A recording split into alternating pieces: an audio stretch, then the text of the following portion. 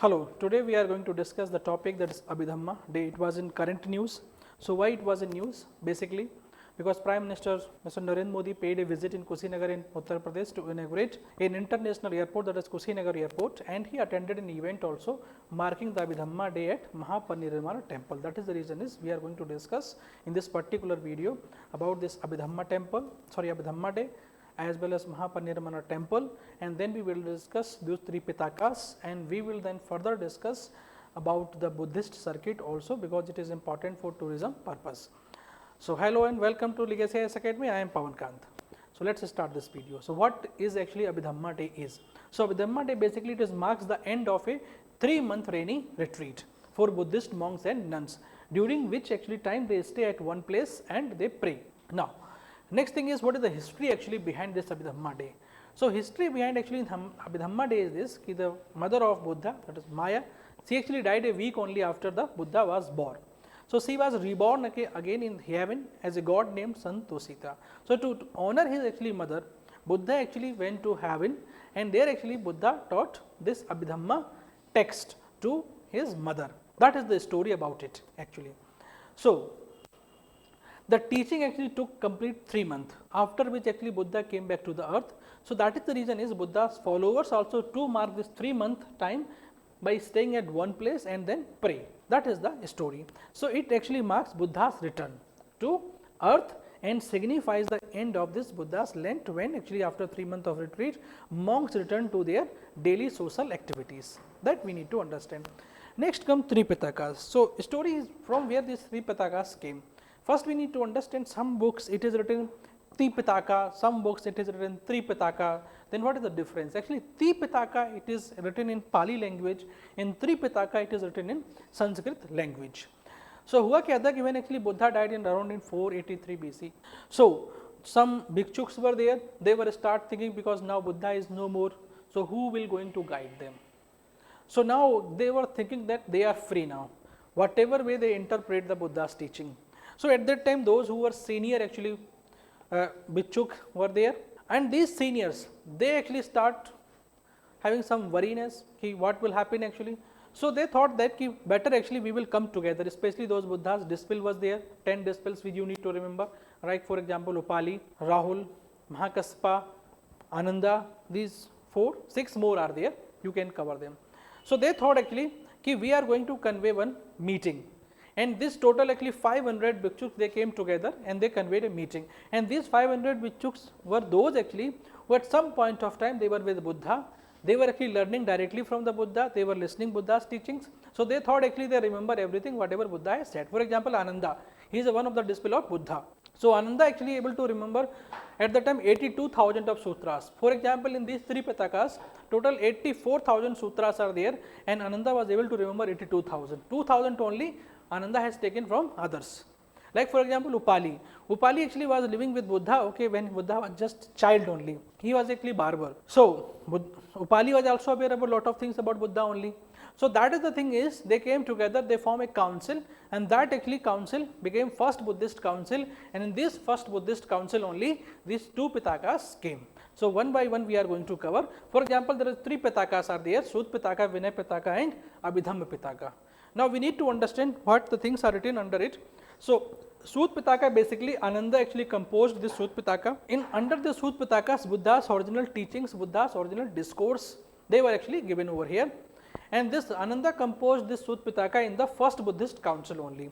Then Vinay Pitaka, so Vinay Pitaka basically it is composed by Mahakassapa in the same actually first council only. In this Vinay Pitaka, the monastic code of conduct was given, rules and regulations were given, ki what actually these bhikshus, monks, nuns they need to do, okay, how they need to prayer, when they need to eat, all these things, and how actually they need to worship the Buddha, all these things are mentioned under it Vinay Pitaka.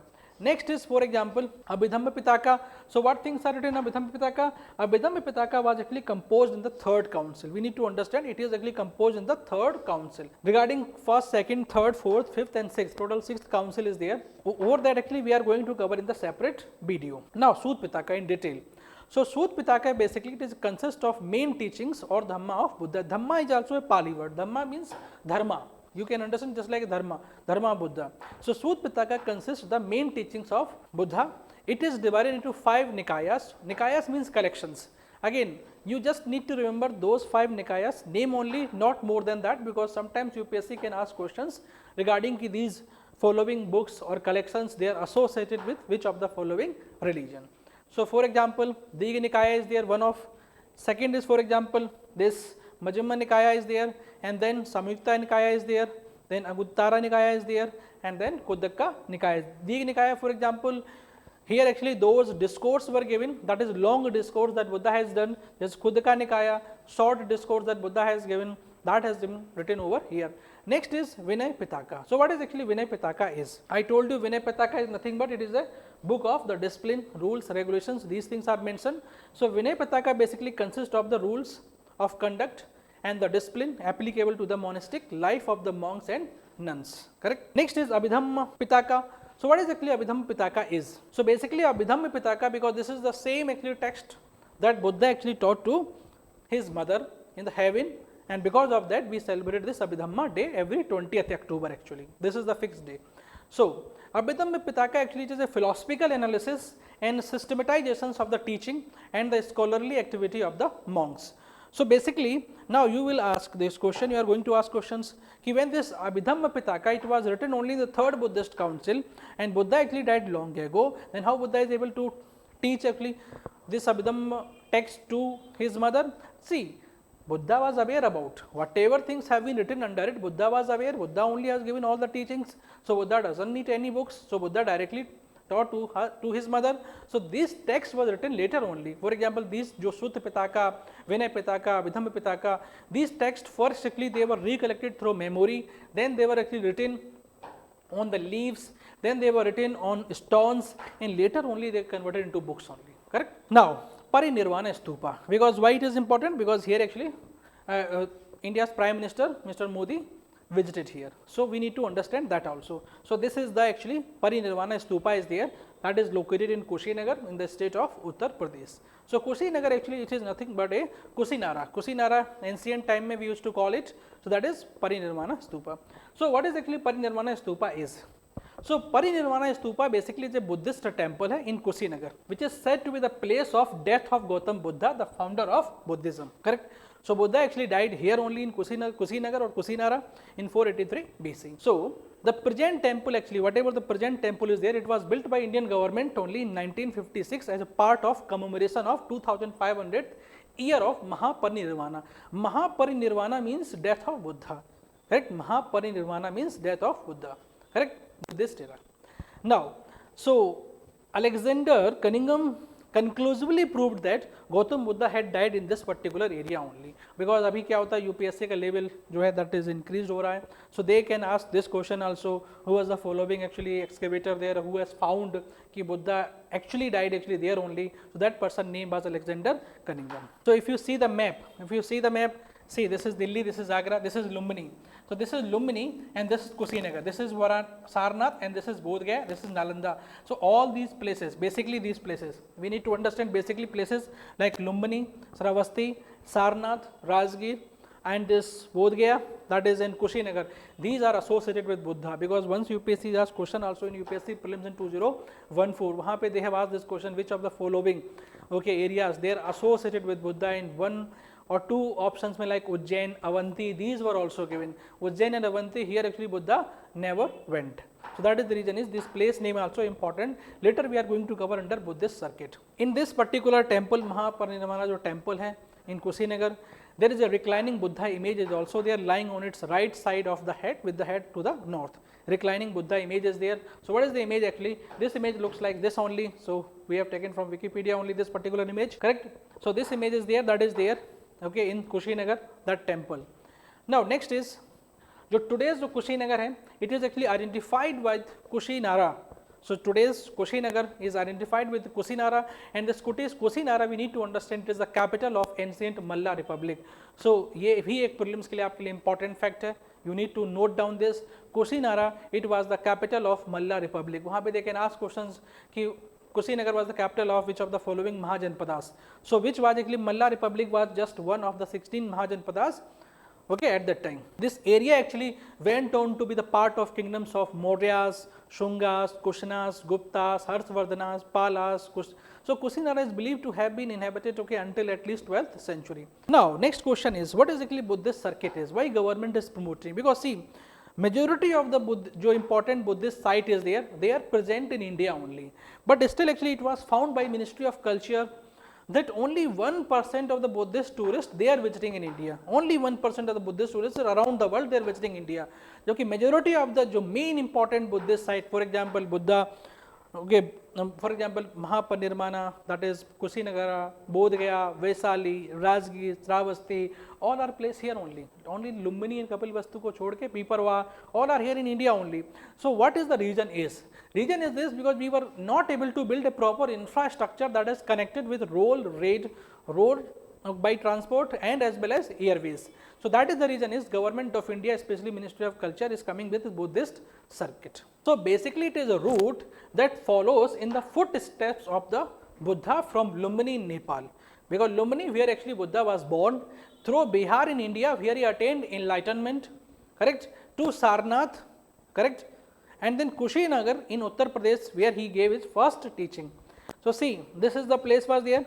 Lumbini actually he born Buddha, then Kapilvastu also will come, where actually Buddha as a child he was living over there, and then for example came to Sarnath, enlightened, okay, Bodh Gaya, all these things, first sermon and all, and then Sravasti, all the places are there. We will going to cover one by one. For example, Lumbini. So what is the Lumbini? So Lumbini is actually important.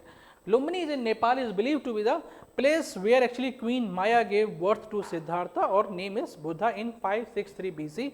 It is a UNESCO World Heritage Site. It is important for UPSC purpose. So this is Lumbini, that is the birthplace of Buddha. So we need to understand this. Kapilvastu. So Kapilvastu basically it is actually located in southern Nepal only. It was the capital of Shakyas, where actually Siddhartha lived with his parents until actually he renounced his family and left the palace at the age of 29 or 35 pe he got enlightened, correct. At the age of 35 only he got enlightened, and at the age of 80 Buddha died. So that is Kapilvastu. So presently Kapilvastu is this, actually we can check it here. Next is Sravasti. So what is Sravasti? So it is actually located by the Rapti river in Uttar Pradesh, the ancient city of Sravasti. It was the capital of Koshala. Koshala was also one of the Mahajanpadas only. This is believed to the place where Buddha spent 14 Chaturmas. 14 Chaturmas basically holy period hota hai for 4 months. So okay, Sravasti is home to many old viharas and stupas associated with the enlightened one. Sarnath is important because this place actually where Buddha gave his first sermon. So Buddha actually got enlightened where? In Bodh Gaya, and Buddha has given first sermon after attaining enlightenment in that is city of Sarnath, located on the confluence of river Gomti and Ganga in Uttar Pradesh. Then Bodh Gaya. So Bodh Gaya is very important place for Buddhist, as it is the place actually where Buddha attained enlightenment under the Bodhi tree only. This Mahabodhi temple tree is a UNESCO World Heritage Site is also there. This is a particular statue, and they are in Mahabodhi temple. Then comes to one more place, that is Rajgir. So this Rajgir actually is the place where first Buddhist council was held. I told you first Buddhist council was held actually immediately after Buddha's death. So here actually Buddha is believed to have delivered many of his sermons during his 12-year stay in this particular place, that is Rajgir. And then comes to Vaisali. So Vaisali is the place where actually Buddha preached his last sermon before his death in 483 BC. The second Buddhist council that was held in here in 383 BC. So this is all about for today's session. I hope you like this particular session, and if you like, please subscribe, share and like the video. Thank you everyone.